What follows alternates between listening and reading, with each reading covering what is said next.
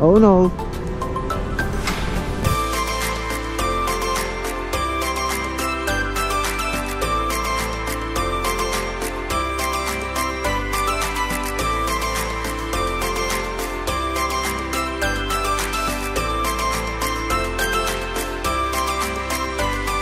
Go.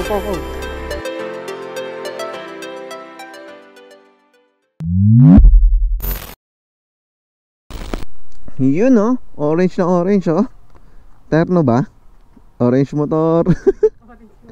Ganda, orange lahat. Ang sakit sa mata. May ride tayo ngayong umaga mga chip. Good morning sa inyo.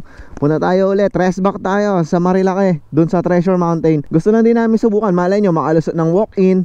Pero 4 AM na, baka may checkpoint na uli doon. Kung makikita nyo, sobrang madilim pa yung kalsada. Habang madilim pa ang kalsada at wala pa tayong masyado nakikitang tanawin, gusto ko lang mag shoutout. Shoutout ko lang yung mga nakikita ko lagi nag-share ng mga vlogs ko. Ives Lasa, Dicky Vivo, Ken Alfonso, tsaka yung mga friend ni Charis, sila Joy, Joyce, Baby, sila Sim, yan, mga nag-share ng vlog natin yan, mga videos natin. Shoutout din kay Louie Valmoria. Napakalamig. Alas 4 ng madaling araw, sobrang lamig. Dahil alam nyo, January, parang mas malamig pa to kaysa sa December no. Nasabi kasi nung iba kaya daw mas malamig yung January dito sa Pilipinas kaysa dun sa December, dahil daw natutunaw na yung mga yelo sa Amerika. Yung breeze daw ng hangin nun is natatanay dito sa Pilipinas, kaya daw mas malamig pag January dito sa Pilipinas kaysa sa December. Hindi promise, malamig talaga January. Sarap bumiyahe pagka gantong madaling araw Walang mga sasakyan, wala rin polusyon, di rin sobrang init. Medyo nagmamadali lang tayong konti, pero para sa akin madali na.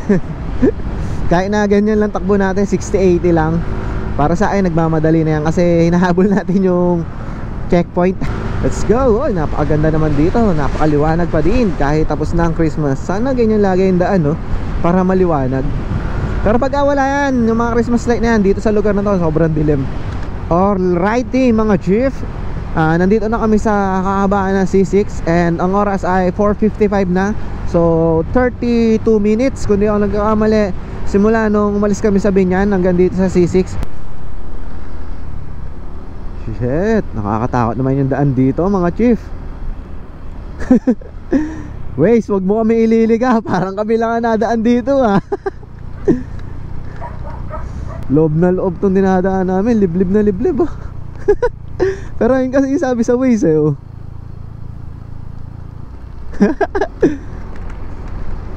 wag mo kami ililig Waze nakakatakot.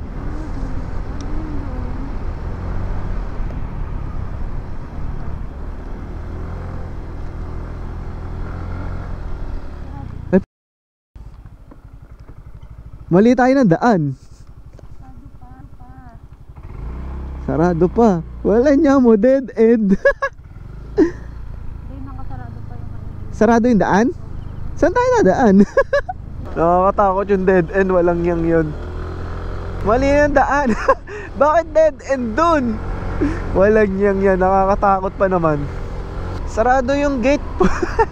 Saan tayo dadaan dito? Saan ang ikot? Yan ang problema pagka sobrang aga mo, sarado pa yung mga village na sinasabi ko, di ba? Nakaraan na vlog, may dadaan na kayong mga village, may bayad na 10 pesos gate pass, parang ganon.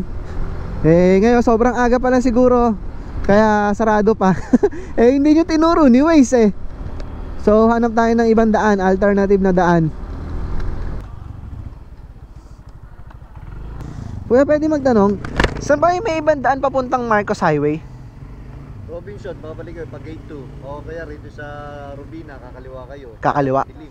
Madilim doon, delikado ron. Madilim ba doon, kuya? Hindi masyado ron. Mag Robinson na lang kayo.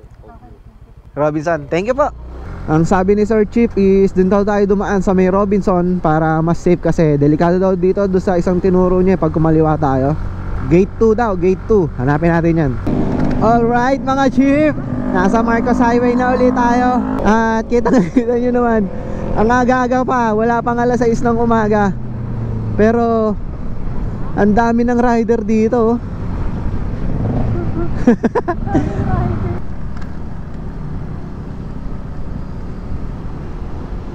Oh no.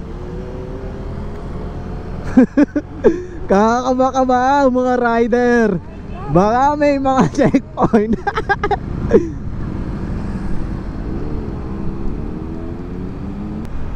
Napakalamig.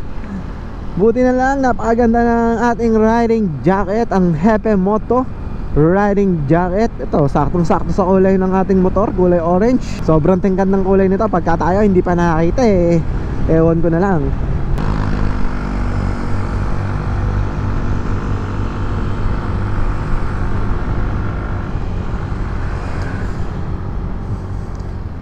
Nung nakaraang vlog natin dito sa may Marilake, wala masyadong rider eh. Solong-solo nga natin yun, di ba? Sabi natin, na-timingan natin na wala masyadong rider dito sa Marilake nung vlog natin. Pero ngayong araw, sobrang daming rider. Kahit na wala pang alas 6 ng umaga, napakarami ng makakasabay na rider sa daan. Yung iba nandun, naghihintayin pa sa Shell. Tapos yung iba, dumaredyo na. Pero mas marami compared dun sa unang punta natin dito sa Marilake. Approaching Manukan, mga chief. Dito tayo na checkpoint nung nakaraan. And I think wala naman checkpoint ngayon, dahil nakakalampas yung iba.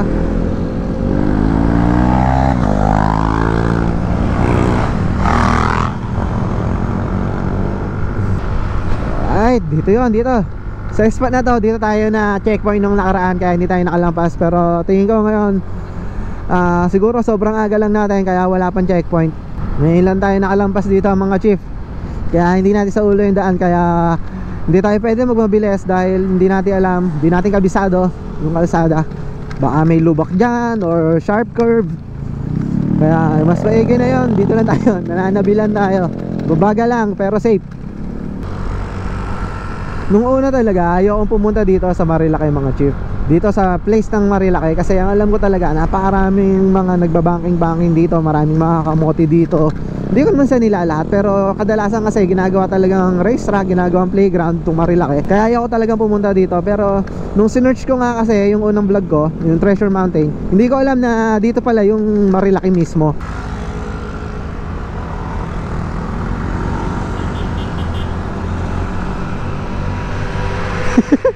Nakikigaya eh, no?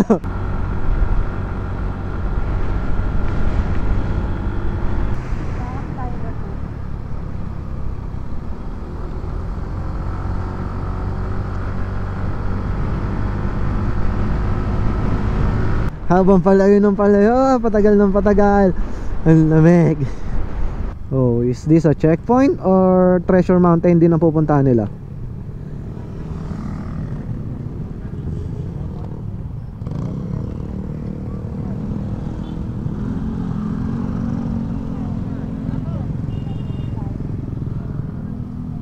So Martesem, parang kainan din yata meron dyan.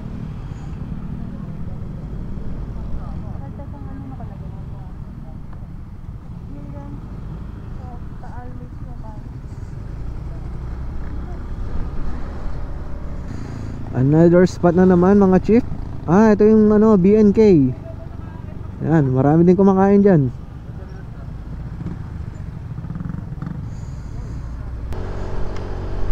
Layo na napuntahan namin. Parang hindi na yata Treasure Mountain itong pupuntahan namin eh. Ate, ito yung Treasure Mountain. Treasure Mountain? Ang layo nyo na, lumagpas mo kayo. ayun po. Baka yun yung maraming pila. Yung Martesem, ayun po ba yun? Hindi po, baba pa. Thank you po. Lampas na pala kami. Ay nako mga chief, talaga naman to si Waze. Winaze natin ang winaze kasi natin is Treasure Mountain, hindi naman niya sinabi, di ba? So patayin na natin to. Useless. Ito na mga chief, nakita na natin Treasure Mountain pero may nakalagay na close. Tanong muna natin kay kuya. Dito po ba yung Treasure Mountain? Sarado na sir. Sarado po? Pinasarado na ng gobyerno yun. Pinasarado na po. Sinira nila yung bundok eh. Nung Treasure Mountain? Oo. Ang bukas dito boss, yung ano, yung Regis and Clouds? Regis and Clouds at saka Mount Kulis. Pinakamaganda Mount Kulis. Pero pwede naman pong pumasok. Pwede po. Sarado na pala yung Treasure Mountain. Pinasarado daw ng gobyerno eh. Aha. So, Regis and Cloud and Mount Kulis daw. Okay daw, pwede daw puntahan. So, tignan natin kung makakapasok tayo. 2.2 kilometers simula dun sa pinag-anuhan natin kanina. Pinagpasukan natin. Papunta doon sa Mount Kulis and Regis and Clouds. So ayan, pag daw umulan, itong rough road na to is sobrang dulas. Baka daw hindi makakaikot yung gulong natin. Pero huwag naman sanang umulan para hindi na natin ma-experience yung ganon. Subukan na lang din natin pasukin to ng nakamotor. Let's go! Rough road again! Sabak ang gulong.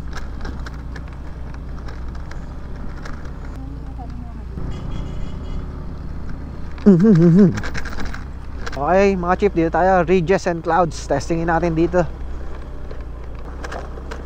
Go.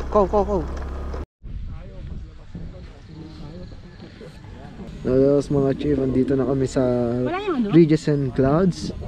So ayan, hindi ko na tinanggal yung gloves ko dahil sobrang lamig talaga. Ganda ng upo ko dito. Yan ang view ko. So maya baba tayo. Pahinga lang tayong konti. Ang ganda ng higa ko rito. Let's go. Let's try to explore this place. Sightseeing lang, may bayad 200 pesos per head. Pero meron kasi dito may accommodation dito. Yan yung mga treehouse na yan, mga kubo na yan. Ayun doon, day tour guest. Nag-overnight sila dyan. Ito ang ating spot. Ito ang spot dito. Ito yung makikita nyo sa page nila. Diyan ako. Palit tayo. Ba? Yun o. Yun o. Ito yung magandang spot pagka nag-camping kayo dito sa gabi. Yan, ito. Diyan kayo. Palibot kayo dyan ng mga friends mo. Yan, dyan. Tapos magbo-bonfire kayo dito. Mga plastic boom friends. Ayan, kung gusto nyo At siguro yung tinatawag na breakfast. breakfast in hill.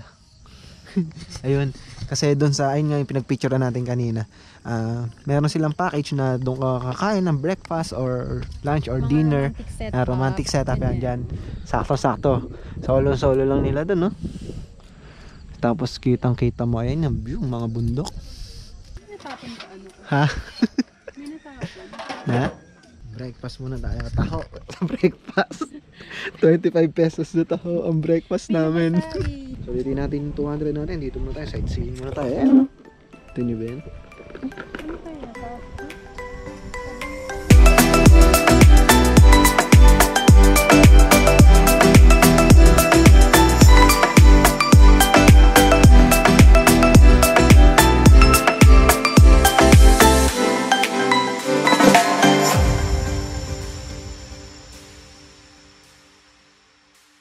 Ito yung pinakamalaki na kabana nila, parang kubo, pero good for family yan. 8,000 per night. Kompleto na rin.